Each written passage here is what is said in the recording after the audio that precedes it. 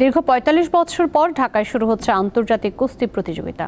৫ দেশের অংশগ্রহণে ২৯ জুলাই শুরু হবে ২ দিনের বঙ্গবন্ধু আন্তর্জাতিক রেসলিং চ্যাম্পিয়নশিপ। তবে আন্তর্জাতিক প্রতিযোগিতার আয়োজন হলেও নেই পর্যাপ্ত অনুশীলনের সুবিধা। অনুশীলনের এই দৃশ্য খুব একটা দেখা যায় না দেশের কুস্তি খেলোয়াড়দের, অথচ বাংলাদেশের সবচেয়ে প্রাচীনতম খেলা এটি। এই মাসের শেষে ঢাকার শেখ রাসেল রোলার স্কেটিং কমপ্লেক্সে শুরু হবে বঙ্গবন্ধু আন্তর্জাতিক রেসলিং চ্যাম্পিয়নশিপ। খেলোয়াড়রাও নিজেদের ঝালিয়ে নিচ্ছেন ৫ জাতির এই টুর্নামেন্টকে সামনে রেখে। স্বাধীনতার পরে ৪৫ বছর পরে আমাদের দেশে আন্তর্জাতিক খেলা হচ্ছে প্রথম ৫টা কান্ট্রি সাব কান্ট্রি নিয়ে।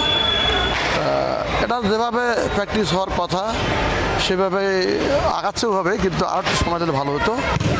কারণ কুস্তি খেলাটা এমন একটা খেলা, এটা ১৫-২০ দিন বা ১ মাস এটা ব্যথা সারতেই যায়।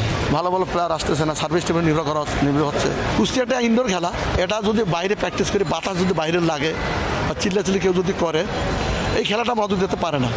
আমাদের একটা কুস্তি একটা সেলুন, যেটাকে বলে সেলুন বলা হয় বাংলাতে, যেটাকে একটা কুস্তির একটা ব্যায়ামাগার, কুস্তির একটা একটা এককভাবে একটা ঘরে খুবই প্রয়োজন। সেখানে কুস্তির সব আয়োজন থাকবে, প্র্যাকটিস আইটেমগুলো থাকবে, প্লেয়ারদেরকে সব সিস্টেম মোতাবেক প্লেয়ার প্র্যাকটিস করা যাবে। গেল ২৫ জুন শুরু হয় ক্যাম্প, খেলোয়াড় বাছাইও করা হয়। তবে সিনিয়রদের প্রতি আস্থা রেখেছেন সংস্থার কর্মকর্তারা। কিন্তু আন্তর্জাতিক প্রতিযোগিতা হলেও নেই পর্যাপ্ত অনুশীলনের সুবিধা। আমাদের প্র্যাকটিসের জন্য অনেকই অসুবিধা, যেরকম আমাদের যে গেমটা, আমাদের ধরেন সুইমিংয়ের প্রয়োজন আছে, জিমের প্রয়োজন আছে, আমরা কিন্তু এরকম কোনো রকমের ফ্যাসিলিটি পাচ্ছি না। জাস্ট এই ম্যাট প্র্যাকটিস, এই রানিং, ম্যাট প্র্যাকটিস, রানিং, এগুলো দিয়ে আসলে আমাদের হবে না। আমাদের প্র্যাকটিসের জন্য অনেক, যেরকম ইন্ডিয়ান আপনি বাইরের দেশে ইয়াগুলো দেখবেন, ওরা মাটি করতেছে কন্টিনিউ, ওরা জিম করতেছে, জিম করতেই হবে আমাদের মাস্টলি। কিন্তু আমাদের তো এই সুযোগ সুবিধা থেকে আমরা বঞ্চিত হচ্ছি। নির্দেশ খেলা যেহেতু সবার চিন্তা ভাবনা আছে যে সর্বোচ্চ সবার গেম দেওয়ার জন্য, আর আমাদের টার্গেট হলো যে আমরা চ্যাম্পিয়ন হওয়ার জন্য।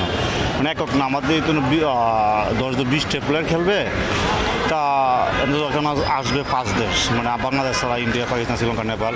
আমাদের থেকে ডেফিনেটলি ভালো ইন্ডিয়া, বাট ভালো হলে আমাদেরও তো ভালো, আমরা ভালো না হলে তো আমরা গেম খেলতাম না।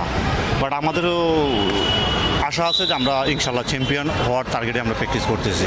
টুর্নামেন্টকে সামনে রেখে ফেডারেশনও বেশ সরব। প্রতিদিনই অনুশীলন হয় দুবেলা করে। ৪৫ বছর পর ঢাকায় বসতে যাচ্ছে আন্তর্জাতিক কুস্তির আসর। স্বাগতিক বাংলাদেশ সহ টুর্নামেন্টে অংশ নেবে ভারত, পাকিস্তান, শ্রীলঙ্কা ও নেপাল। ইন্ডিয়া যেখানে আছে, হ্যাঁ, ইন্ডিয়া পাকিস্তানের ফাইট তো হইল ইন্ডিয়া পাকিস্তান, আর তো গোনাতে কেউ নাই, কথা বলছে না। ওদের ফাইট ওরা অনেক হাই লেভেলে, ওয়ার্ল্ড অলিম্পিকের, এশিয়ান কমনওয়েলথ গেমসে তাদেরই সব কিছু বিস্তার।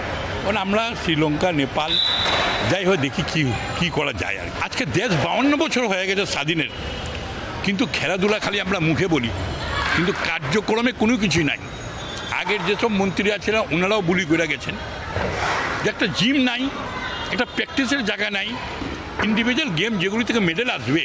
৩২ জন খেলোয়াড় অনুশীলন করলেও আন্তর্জাতিক এই চ্যাম্পিয়নশিপের জন্য ১০ জন খেলোয়াড়ের নাম চূড়ান্ত করা হবে আগামী ২৫ জুলাই, যারা দেশের মাটিতে প্রথম কোনো রেসলিং চ্যাম্পিয়নশিপে অংশ নেবেন। মোহাম্মদ হাসিব, দীপ্ত স্পোর্টস, ঢাকা।